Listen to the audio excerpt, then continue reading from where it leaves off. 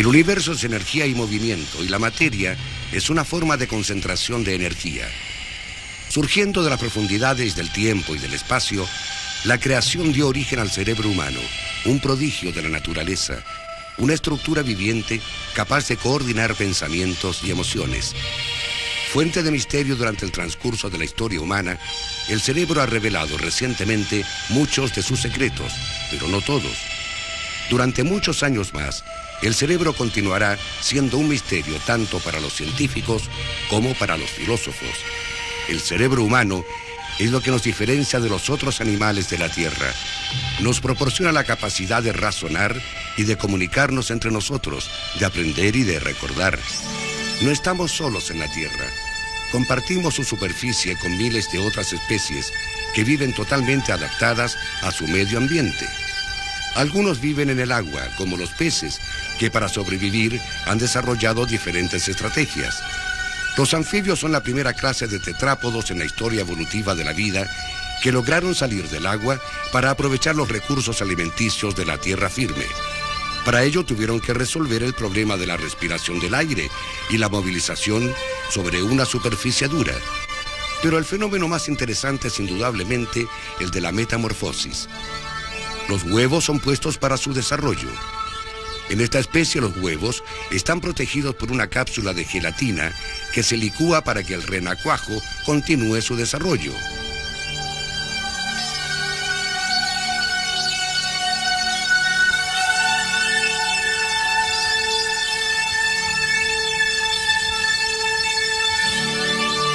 La estructura nerviosa de estos vertebrados se desarrolló durante millones de años. Consiste en una médula espinal y 3 ensanchamientos: cerebro posterior, cerebro medio y cerebro anterior.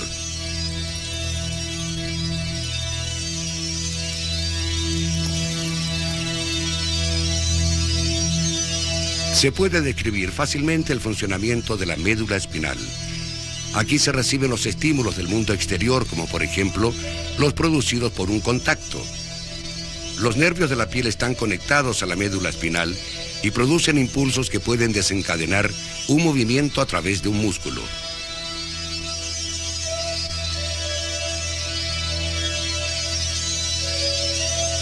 Esta serpiente está especialmente adaptada para trepar árboles y ha desarrollado la rara habilidad de poder lanzarse al aire para alcanzar otra rama.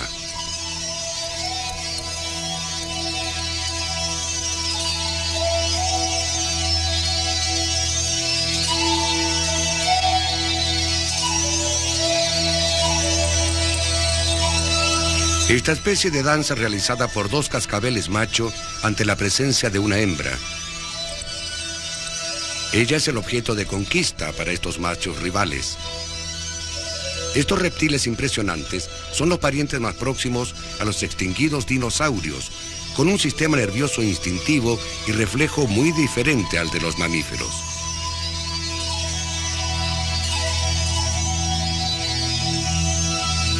Cuando el león selecciona una presa de la manada, hace uso de una visión meticulosa y computarizada. Para él esta es una tarea de todos los días. El león selecciona al animal herido o enfermo, pero ¿cómo lo distingue entre 25.000 animales?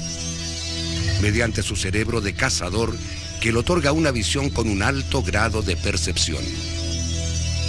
El proceso de ver un rayo de luz toma 0,3 de segundo. Si pestañeas, justo en ese instante, es posible que no lo veas.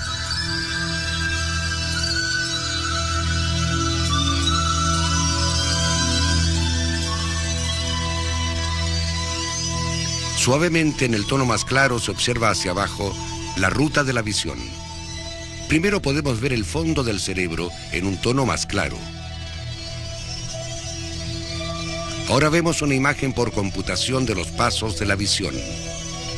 Cuando la información llega a la parte frontal del cerebro, solamente entonces nos damos cuenta de lo que estamos viendo.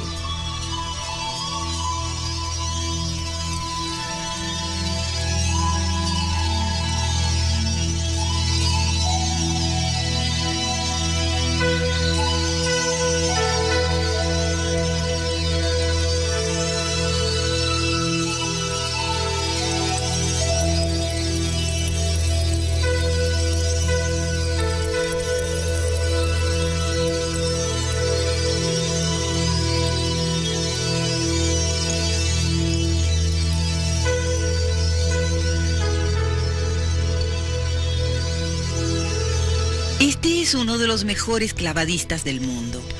Él crea la ilusión de que los movimientos del clavado son simples.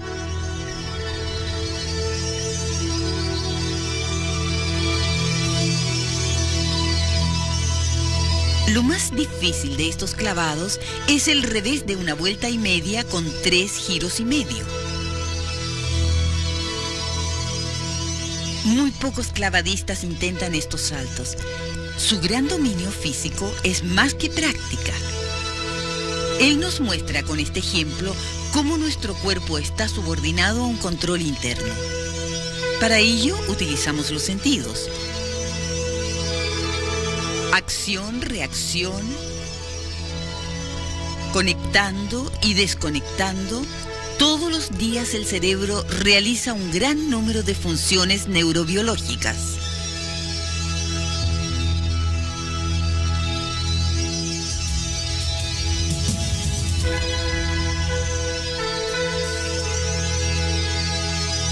Él nos muestra cómo enfrentar un desafío con elegancia.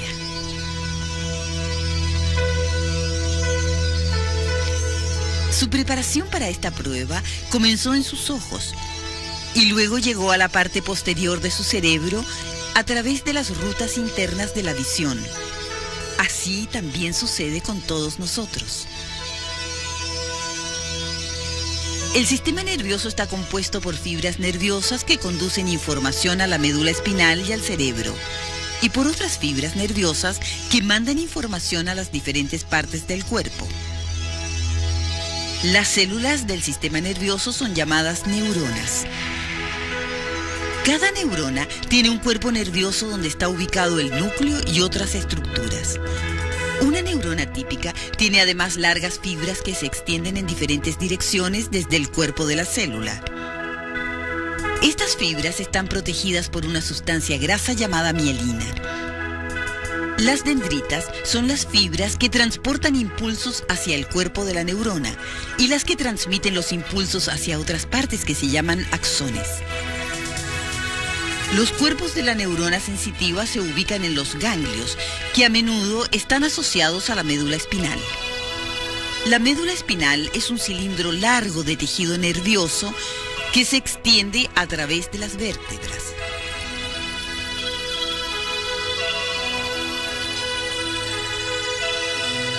La médula espinal está protegida por estas vértebras y también está protegida por 3 membranas llamadas meninges. En el interior de la médula se encuentra un delgado canal que contiene un fluido. Este canal central llega hasta las cavidades del cerebro que contiene una gran parte de este líquido. Alrededor del canal central hay un cordón formado por miles de neuronas. Este tejido es la sustancia gris. La información sensorial del cuerpo llega a través de los ganglios a la médula espinal. Rodeando a la materia gris se encuentra una alta concentración de axones. Este tejido es llamado sustancia blanca, debido al color blanco de la mielina.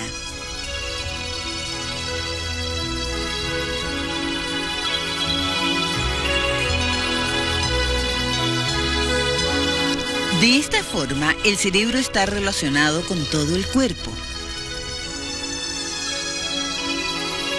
Lo que estamos viendo es el grado de control que puede ejercer el cerebro sobre el cuerpo.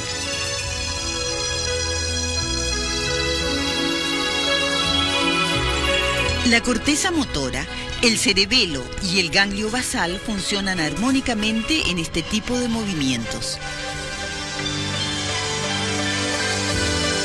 Su poesía aérea puede ser para él solo un reflejo logrado después de años de práctica, pero ciertamente su cuerpo es de una coordinación suprema.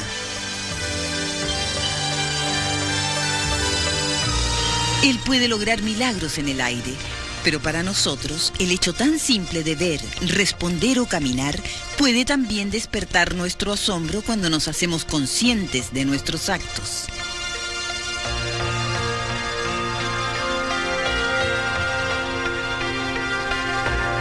Es el cerebro el órgano que permite nuestra conciencia, y estas fotografías tomadas en secuencia nos muestran su intrincada arquitectura.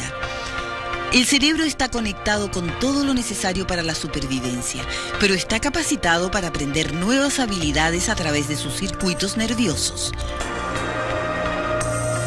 El cerebro humano está dividido en dos hemisferios, izquierdo y derecho. Una de sus áreas le ha indicado que hay desbalance en la melodía. A pesar de sus interconexiones, los hemisferios derecho e izquierdo tienen funciones totalmente diferentes. La música comienza en una masa de circuitos localizada en el hemisferio derecho, y esta área derecha le comunica inconformidad con la partitura. Y como el hemisferio izquierdo tiene el centro del habla, las notas musicales son telegrafiadas desde el hemisferio derecho hacia el hemisferio izquierdo. Su cerebro trata de coordinar la idea musical y transmitirla a los ejecutantes. El maestro habla con el lenguaje de la música.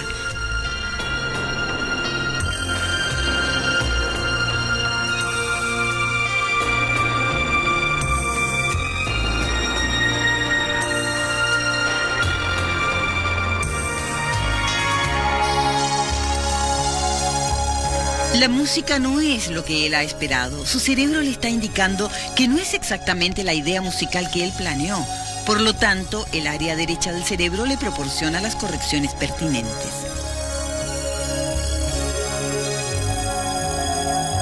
Los músicos ajustan su conocimiento al movimiento de los dedos e interpretan la nueva idea.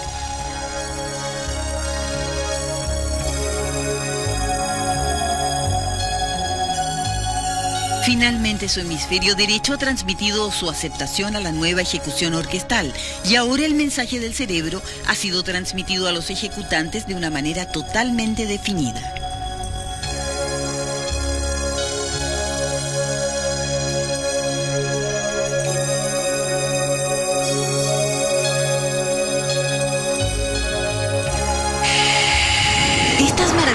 Imágenes de un embrión humano de 40 días fueron obtenidas gracias a un microscopio especial insertado profundamente en la matriz que documentan el desarrollo del cerebro y de la médula espinal.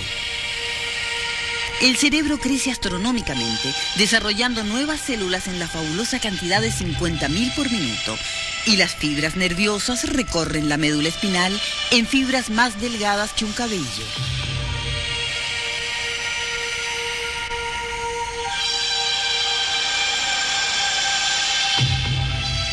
En la 8ª semana, los sensores del ojo se conectan con los cables visuales del cerebro.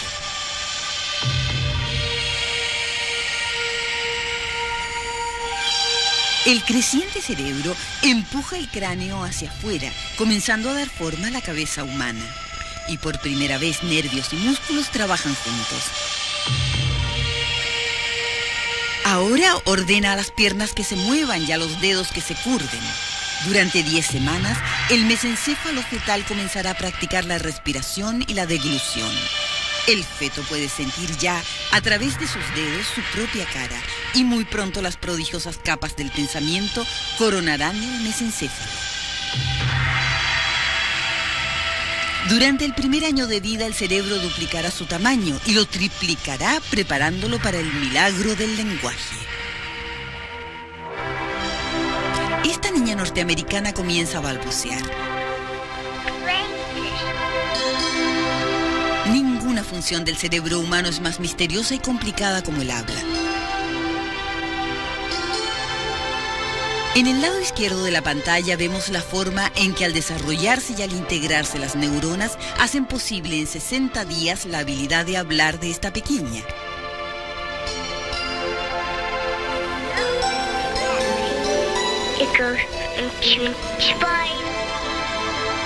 Poco a poco va haciendo progresos en su lengua materna. Y de los primeros balbuceos nacen las palabras coherentes. Comienza a unir las sílabas, dándole un sentido a cada vocablo al cantar.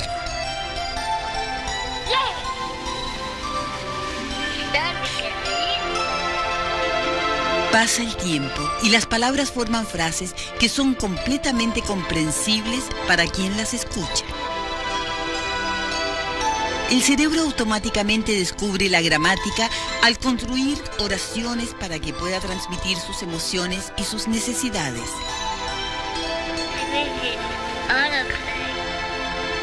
Al haber más interconexiones entre las neuronas, el vocabulario aumenta hasta que logra un dominio incipiente de la dicción que poco a poco irá perfeccionando.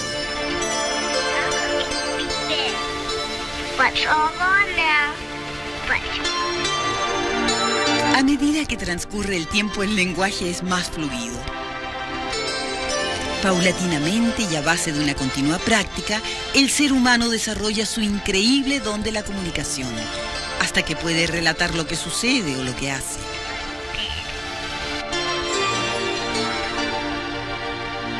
Interconectándose unas con otras, estas células nerviosas van produciendo una red que es la responsable de todos los logros humanos.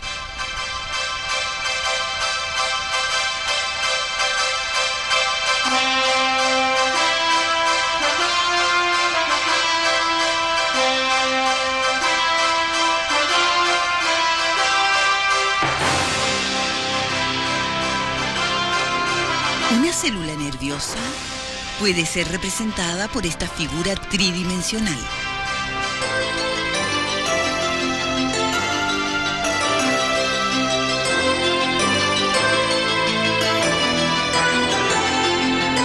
En cada célula se entrecruzan cientos de ramificaciones de otras células.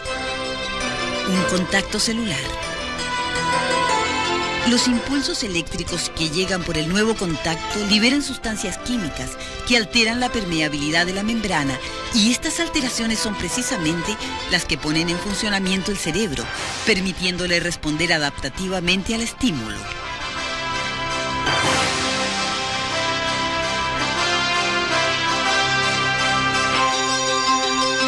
Por estas prolongaciones o axones se transmiten a las células vecinas los impulsos nerviosos, dando grandes saltos. Y de esta manera se superan complicados y largos recorridos. Al igual que un cable eléctrico, estos conductos nerviosos están recubiertos de una capa aislante de una vaina de mielina. Una imagen especial del aislamiento de estos conductos. Aquí es donde se amplifican los impulsos que se reciben. Estos impulsos irán saltando a lo largo del axón nervioso, con lo que se facilita un rápido desplazamiento. Cuando se produce el estímulo, se presenta un cambio en la permeabilidad de la membrana. Los iones positivos de sodio penetran las fibras, invirtiendo la polaridad en ese punto. Casi inmediatamente los iones de potasio salen al exterior y ese punto vuelve a ser positivo con respecto al anterior, por lo que la polaridad se invierte. Entonces los iones de sodio que penetran son expulsados de la célula lentamente y reemplazados por el potasio. De esta manera, el interior de la neurona es renovado. Estos cambios producen una polaridad similar alrededor de la siguiente parte de la membrana celular, creando un movimiento de polarización y repolarización. Estos cambios se producen a lo largo de la fibra de la neurona, área por área, creando un movimiento que llamamos potencial de acción. El potencial de acción llega hasta el extremo del axón y luego se transmite a la dendrita de otra célula. El potencial de acción nunca viaja en dirección opuesta. Cuando una acción recibe un daño, generalmente puede recuperarse, pero las células nerviosas son tan especializadas que han perdido la capacidad de reproducirse.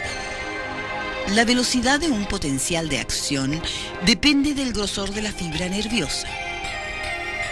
Un impulso viaja más rápido a través de una fibra gruesa y viaja más lentamente por una fibra delgada. La velocidad de transmisión también depende de la presencia de la mielina. El impulso viaja más rápido en fibras con mielina que sin mielina.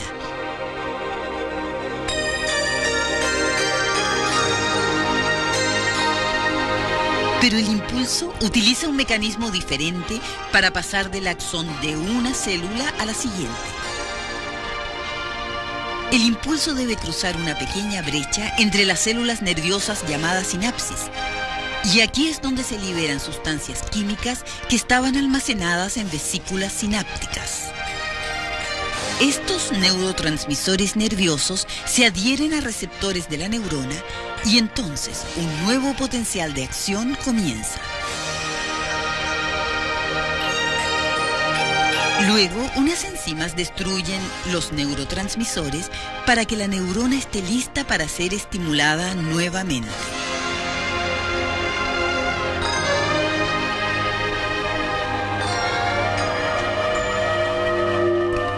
Un nervio puede ser muy largo. Los de las piernas llegan a medir hasta 1 metro. Veamos nuevamente una sinapsis. Los cambios químicos que llevan el impulso nervioso no pueden saltar esta grieta, aun cuando mide 5 milésimas de 1 milímetro. En las terminales nerviosas hay pequeñas moléculas que son liberadas a la vez que llega un mensaje a la terminal de un nervio. Estas cruzan la grieta y modifican la membrana de la siguiente célula nerviosa, generando un impulso. El cerebro tiene un aspecto con características reconocidas y es probable que cada zona tenga una función en particular que cumplir, aun cuando frecuentemente no sabemos exactamente qué. Las nuevas técnicas de representación cerebral están permitiendo que los investigadores vean en colores la organización cerebral. Por ejemplo, la sección de color azul es la corteza de visión primaria, donde procesamos toda la información visual que nos llega. Sin ella, seríamos ciegos. Esta franja delgada en el área sensorial, donde experimentamos la sensación del tacto. A su lado está la corteza motora. Resulta increíble pensar que esta diminuta área es responsable de producir todos los movimientos de los músculos voluntarios, de crear los atletas y bailarines más fantásticos del mundo. El cerebro también tiene 2 áreas especiales de lenguaje, ubicadas solo en el lado izquierdo de la corteza. Todas nuestras palabras provienen desde aquí. Grandes porciones de la corteza no tienen funciones específicas. Estas áreas se llaman zonas de asociación y es donde se efectúa la mayor parte de nuestras clasificaciones y juicios. Además, invierten la mayor parte de su tiempo hablándose a sí mismas y a otras áreas del cerebro. Pero no hemos podido delinear estas conversaciones con mayor precisión. Lo que sí sabemos es que el cerebro está formado de células nerviosas y la forma en que se comunican unas con otras es la responsable de toda nuestra actividad cerebral. Hay miles de millones de células en el cerebro humano. Estas son algunas de ellas. Las hay de formas y tamaños variables, pero todas se comportan igual, llevando mensajes electroquímicos de una célula a otra. Cada célula individual tiene entradas y salidas. Al igual que el cerebro, lo que entra en una célula controla lo que sale de ella, por estas largas y delgadas proyecciones que están en contacto con muchas otras células similares. Todo lo que pensamos, recordamos o decidimos es un pasaje de impulsos en células como esta.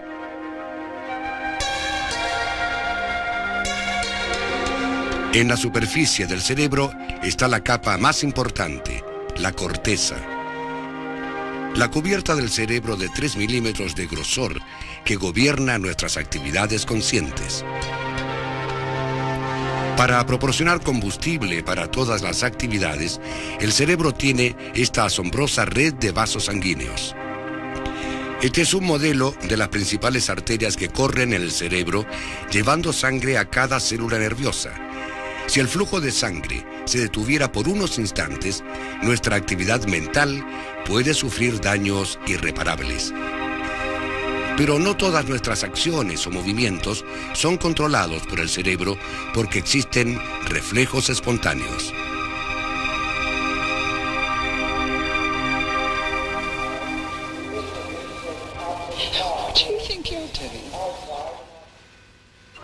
El reflejo más conocido es el de la rodilla. En un vigésimo de segundo, un golpe debajo de la rodilla envía un mensaje por el muslo hasta la médula espinal. aquí el mensaje es reflejado, por eso se llama un reflejo, que retorna a la pierna y hace contraer el músculo del muslo. Todo esto sucede con solo 2 células nerviosas. Cuando la rodilla es golpeada, el músculo del muslo se extiende y estimula un mensaje en la célula nerviosa. Aquí, este mensaje llega hasta el final de la célula nerviosa y salta una grieta para desencadenar un mensaje en la otra célula que se dirige hacia el músculo del muslo y lo hace contraerse. Esta es una cuidadosa disección de un cerebro humano mostrando las muchas conexiones entre áreas diferentes. Estos plexos de fibra unen la gran cantidad de información que viaja alrededor del cerebro en cualquier momento. Cada uno de estos paquetes es en realidad muchas células nerviosas individuales. Algunas vienen de otras partes del cuerpo, como de la piel o los músculos o de los órganos sensores. Otras conectan una parte del cerebro con otra y muchas de estas fibras vienen a la parte más importante del cerebro, la capa representada aquí en color naranja en la parte superior del grabado. En esta delgada capa que cubre toda la superficie del cerebro están las células que coordinan la mayoría de nuestras acciones conscientes. Por estar arrugado, el cerebro tiene mucha más superficie que si tuviéramos un cerebro liso. Durante el transcurso de la evolución, el cerebro de nuestros antepasados se fue transformando de una superficie más lisa a una más arrugada, de manera de que nuestra cabeza puede contener muchas más células cerebrales y podemos tener más facultades. Esta técnica fotográfica especial nos muestra cómo el cerebro está comprimido contra el interior de un cráneo de un ser viviente. Si todas esas curvas pudiesen ser extendidas, la corteza cubriría el área de una funda de almohada. Necesitaríamos una cabeza imposiblemente grande para contenerla.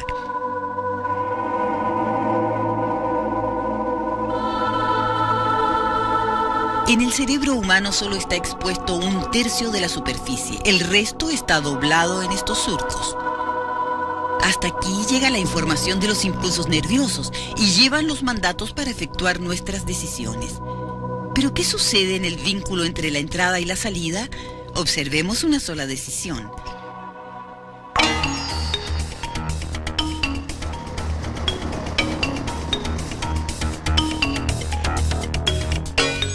El piloto de esta nave aérea está a punto de enfrentarse a una situación que exigirá una elección en fracciones de segundo. Trataremos de seguir los eventos en su cerebro para ver cómo toma esa decisión.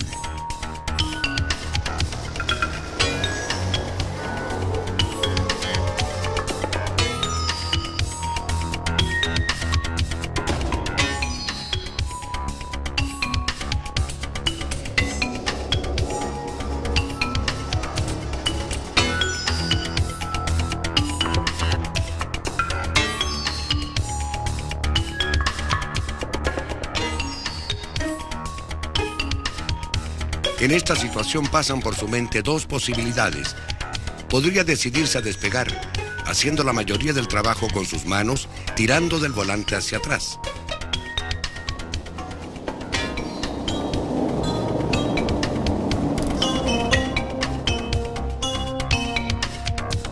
O si confía en sus frenos, podría intentar detener la nave. Para hacer esto necesitaría utilizar los pies sobre los frenos.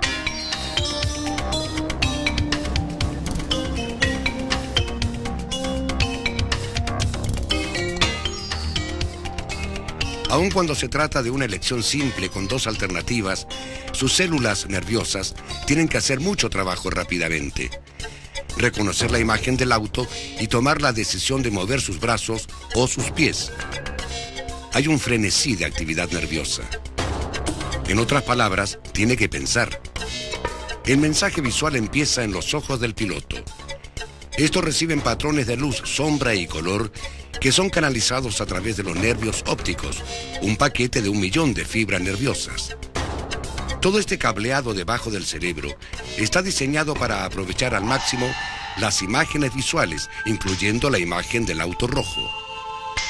Hasta ahora las imágenes de los ojos izquierdo y derecho todavía están separadas, pero en adelante la información de ambos ojos será llevada por el mismo paquete de nervios.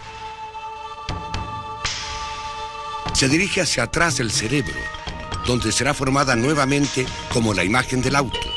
Pero en el camino parte de la información será desviada hacia otras partes del cerebro para controlar los movimientos oculares, por ejemplo. La imagen se forma nuevamente cuando llega la información a esta área posterior e inferior del cerebro. Es como una pantalla en la cual son proyectadas la imagen visual de nuestros ojos. Está invertida según lo vemos aquí, pero no hay otra forma para el cerebro. Nuestra atención destaca las partes importantes que queremos ver y nuestras células cerebrales tienen que darle sentido a todo esto. El cerebro puede reconocer ciertas características normales, como las líneas horizontales y verticales, cada una representada por células cerebrales específicas. Y estructuras como estas pueden ser reconocidas por grupos celulares específicos que trabajan juntos al conocer círculos, por ejemplo. En un segundo más, desde que el piloto vio el auto al principio, su cerebro está listo para tomar una decisión. Tiene que elegir mover sus manos para despegar o sus pies para frenar. Para ayudarlo a elegir, toda la información se encuentra reunida en una colección de células nerviosas en alguna parte del cerebro.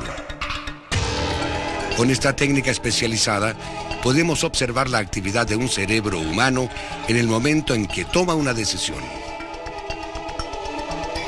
El color muestra cuáles células se encuentran más activas. Parece ser que esta área en la parte superior del cerebro está en una efervescencia de actividad antes de hacer una elección. ¿Qué está sucediendo en esta área? Hay millones de células nerviosas compartiendo esta decisión. De hecho, cada célula está tomando decisiones por su cuenta al determinar si disparará un impulso o no a otra célula. La célula cerebral aquí en el centro podría estar recibiendo miles de mensajes de las otras células por las prolongaciones que salen de los cuerpos de otras células nerviosas. Supongamos que la célula del medio es la que comanda el músculo del brazo para que se mueva. Estaría recibiendo mensajes de las partes del cerebro que se encarga de todos los factores que podrían afectar la decisión del piloto. Algunos de estos mensajes son activadores, los verdes, y la prepararán para disparar un impulso propio. Otras, las rojas, lo apagarán o la inhibirán para evitar que el impulso nervioso sea enviado. Solamente si recibe más impulsos para activarla que para inhibirla, enviará un mensaje a los músculos del brazo. Es como pesar las razones a favor o en contra de una decisión, excepto que todo se lleva a cabo más sencillamente con impulsos nerviosos que con razones. El piloto tiene ahora toda la información que necesita y sus células cerebrales están a favor de una acción en particular. Ha decidido despegar. Pero una decisión es inútil si la dejamos en el cerebro. Ahora el mensaje viaja a una zona de la corteza que efectúa la decisión. Cuando el piloto mueve su mano, el área roja en la superficie de su cerebro se activa, mostrando que está enviando mensajes a los músculos de sus manos. Y esto le hace mover las manos y despegar.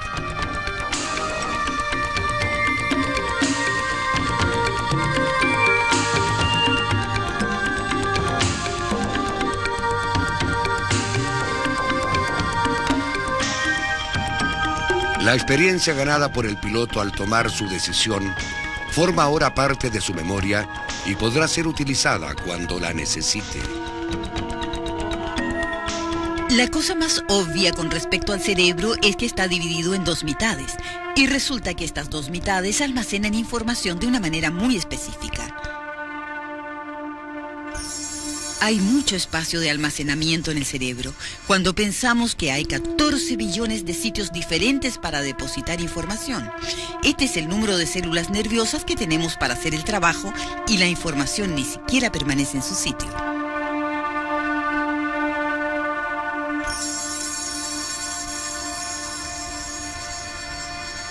Este es un grueso paquete de fibras nerviosas que eslabonan los dos hemisferios para que puedan intercomunicarse. Aquí hay 2 millones de fibras que pueden llevar información diciendo a una mitad del cerebro lo que está haciendo la otra mitad.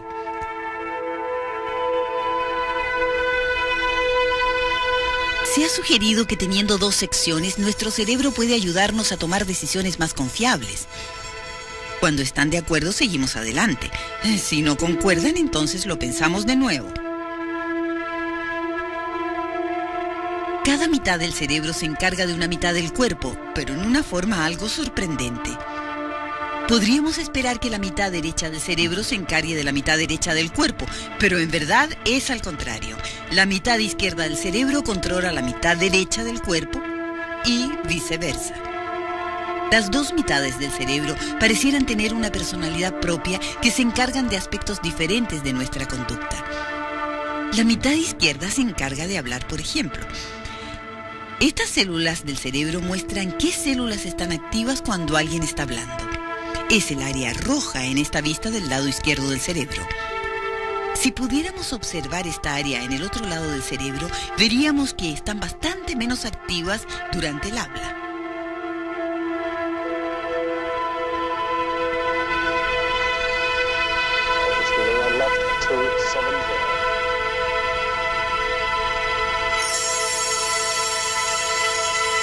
El lado no verbal de nuestras actividades, por ejemplo, la forma en que percibimos el espacio que nos rodea, o si tenemos un buen sentido de la dirección, parece estar en el lado derecho de nuestro cerebro.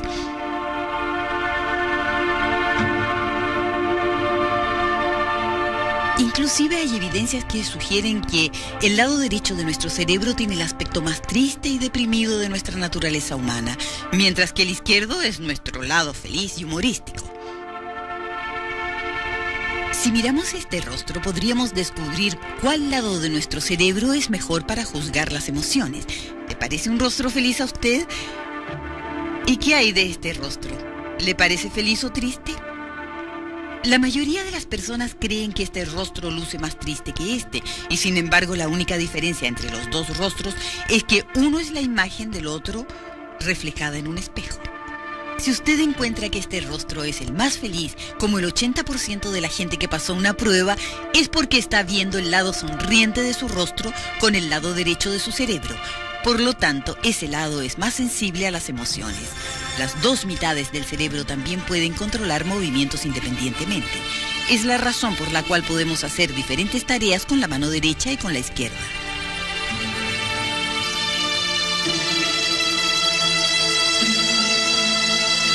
Así que nuestro cerebro representa 2 mitades del mundo exterior en las 2 mitades de la corteza.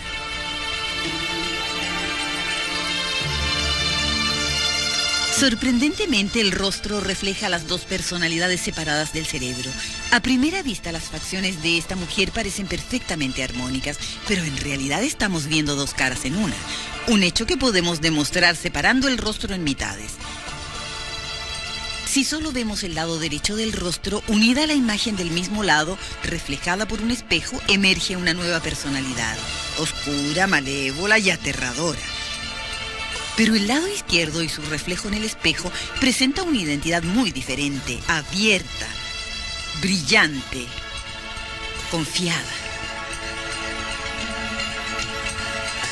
La mujer del lado izquierdo y su acompañante de la derecha más bien parecen extrañas que una sola.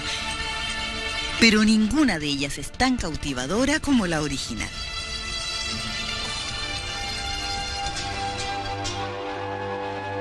Una parte del tejido cerebral en esta superficie inferior dedica toda su atención al pie derecho, mientras que otras partes se encargan de otros lugares del cuerpo. Las áreas del cerebro que se encargan de las áreas sensoriales de diferentes partes del cuerpo hacen un mapa bastante interesante en una franja de corteza que corre a través del cerebro. Esta sección cruzada del cerebro muestra con mayor detalle dónde llegan los mensajes del pie, y las otras partes de la superficie corporal también envían sus mensajes a esta área, pero se diseminan a un lado del cerebro para que cada miembro u órgano envía sus mensajes sensoriales a su propio sector del cerebro. Aunque nos parezca familiar, este mapa del cuerpo humano no es como cualquiera que conocemos. Esta versión tridimensional hace las diferencias más dramáticas. El tamaño de cualquier parte de este modelo refleja la cantidad de tejido cerebral necesario para encargarse de esa parte del cuerpo. Realmente solo es una forma de ilustrar cómo ve nuestro cerebro al cuerpo. Las partes del cuerpo que dan más trabajo a nuestro cerebro son mostradas como las más grandes en este modelo. Es por eso que las manos, por ejemplo, están muy grandes. Están entre las áreas más sensibles de nuestra piel. Y así sus mensajes sensoriales necesitan muchas células cerebrales para manejarlas. Nuestros labios también proporcionan mucho trabajo al cerebro. Por otra parte, la figura tiene una espalda bastante estrecha, reflejando el hecho de que la espalda no siempre envía mensajes importantes al cerebro y por lo tanto no necesita muchas células cerebrales para tratar las sensaciones.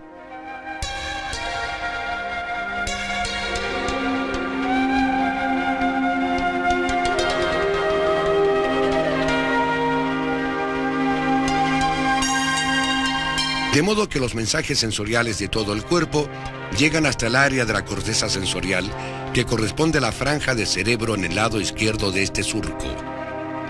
A la derecha se encuentra el área que se encarga de los movimientos que hacemos con cada músculo del cuerpo. Esta franja del cerebro se encarga de nuestras sensaciones y movimientos. Corren por un costado en la parte superior del cerebro y bajan hasta el surco central. El área que se encarga de los movimientos también está visible como un mapa del cuerpo. Cuando el piloto decidió mover sus manos o sus pies, un mensaje nervioso salió de aquí, y cada vez que decidimos mover nuestro músculo voluntario, el mensaje nervioso sale de alguna parte de esta franja del cerebro. Para cada músculo del cuerpo hay un grupo de células cerebrales que se ocupan de su movimiento. Aunque este hombre sea bastante parecido al hombre sensorial, este tiene ciertas diferencias importantes. Aquí está representada la cantidad de células nerviosas motoras que se encargan de la precisión de los movimientos. Así que las manos, que pueden hacer movimientos muy precisos, son muy grandes. Los músculos de la boca también requieren mucho tejido cerebral, porque necesitamos controlarlos con mucha precisión para emitir los sonidos del habla. Por otra parte, los genitales son más pequeños, porque están más preocupados en sentir que en una acción muscular. Así es que estas criaturas tridimensionales están sepultadas en nuestro cerebro. Tanto las sensaciones como los movimientos de nuestro cuerpo están cuidadosamente almacenados como mapas sensibles y vivientes. La herencia genética está grabada en cada una de las células cerebrales. Los efectos de la cultura están presentes en las conexiones nerviosas del cerebro. Por esto la visión del mundo es algo diferente para cada uno de nosotros. Esto hace que cada cerebro sea único, original e irrepetible. Todas las experiencias dejan una huella en las células cerebrales, modificando la actividad de la red nerviosa. Aunque los científicos cuentan el número de neuronas y describen los tipos diferentes, no han logrado unirlo todo en un esquema coordinado de interacciones. En alguna parte de aquí está la inteligencia del hombre, su memoria y todas sus actividades culturales. Estas son las que hacen al hombre exclusivamente humano.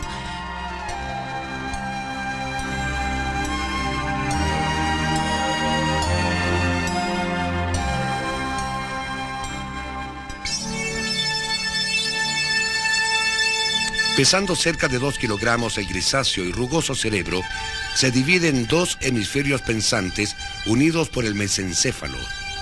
El mesencéfalo es conectado con la médula dorsal. La espina dorsal es una realidad, un cable eléctrico que transmite señales nerviosas entre el cerebro y el cuerpo a 400 kilómetros por hora. En el curso de un día normal, el cerebro lleva a cabo innumerables trabajos rutinarios con asombrosa habilidad. Durante el sueño, el cerebro controla los latidos del corazón, recordándole a 90 músculos del tórax las funciones respiratorias y utilizando termostatos celulares que mantienen el cuerpo a una temperatura constante. Un hombre mueve su maquinilla de afeitar recorriendo 30 centímetros por segundo y cortando cerca de 15.000 pelos de la barba, aunque su mente puede estar distraída en los problemas del día.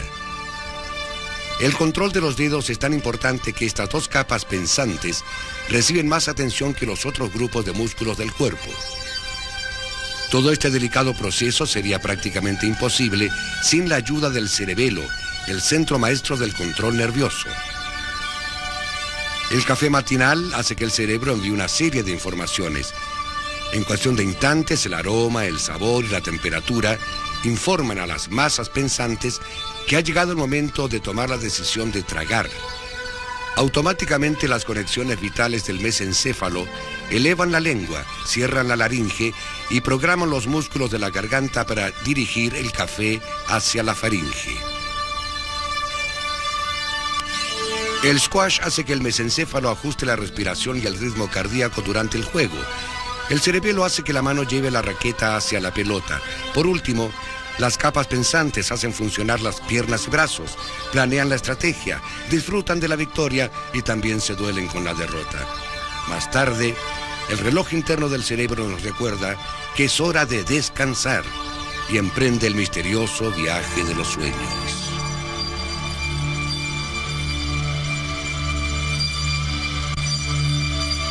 Todos los organismos vivientes están sometidos a un ritmo diario de actividad. Son ritmos que corresponden a variaciones de actividad de 24 horas. También hay ritmos estacionales. Algunos peces suben por las corrientes de los arroyos en épocas determinadas del año.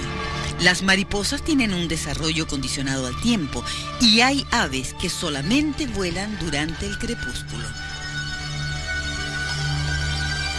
Los seres humanos no somos la excepción. Durante el día entramos en actividad y durante la noche en descanso.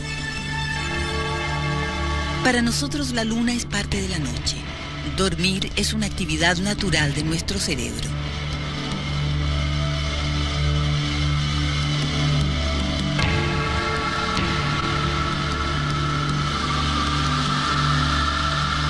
El sueño y la vigilia son un reflejo de la adaptación biológica a los ciclos de la luz y de la oscuridad creados por la rotación de la Tierra.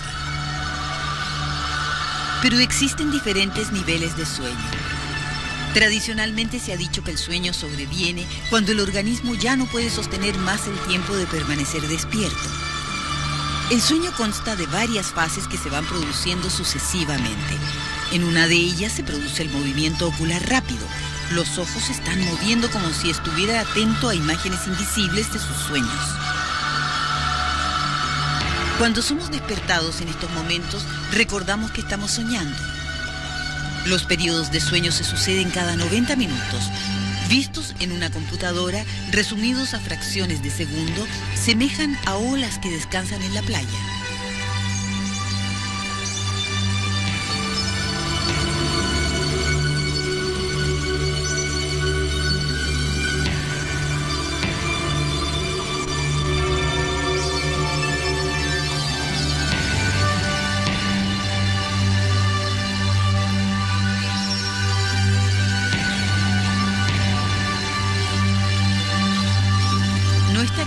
Por qué dormimos ni el por qué soñamos, aunque es posible que sea el momento que utilice el cerebro para trasladar información de un área a la otra y de reforzar o eliminar algunos circuitos de la memoria.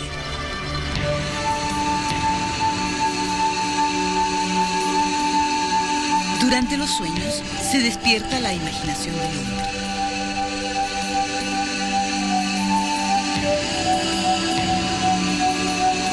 Aproximadamente un tercio de nuestra vida transcurre en estado de sueño. Durante el sueño hay áreas de nuestro cerebro que están sumamente activas, otras están relajadas. ¿Es el sueño un fenómeno fisiológico o psicológico?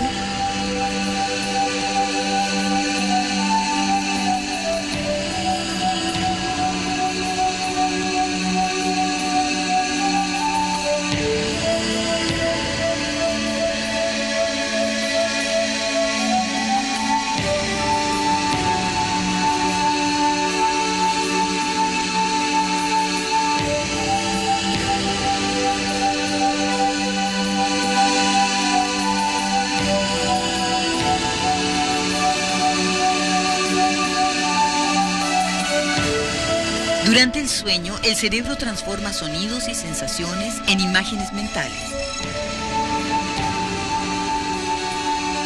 El dormir y el soñar es debido a cambios químicos en el cerebro que involucran áreas específicas de su anatomía. El activador del sueño se encuentra justo en la base del cerebro, sobre la espina dorsal. Aquí, las neuronas transmiten impulsos y señales que interpretan el movimiento y nos hacen ver imágenes.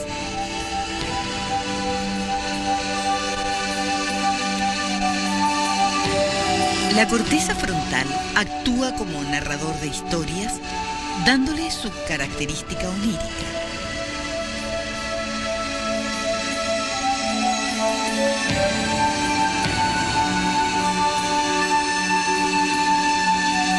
En 1865 el químico Olgas Kekulé estaba sumido en un problema científico, determinar la estructura de un componente, el benceno. Kekulé sabía que el benceno contiene 6 átomos de carbono. Por años le dio vueltas a este problema. Una noche soñó con serpientes. 6 de ellas comenzaron a girar juntas y luego cada una de ellas mordió la cola de su compañera formando un círculo, y Kekulé tuvo la respuesta: los átomos de carbono uniéndose unos con otros. El cerebro ha revelado muchos de sus secretos, pero todavía falta mucho por conocer.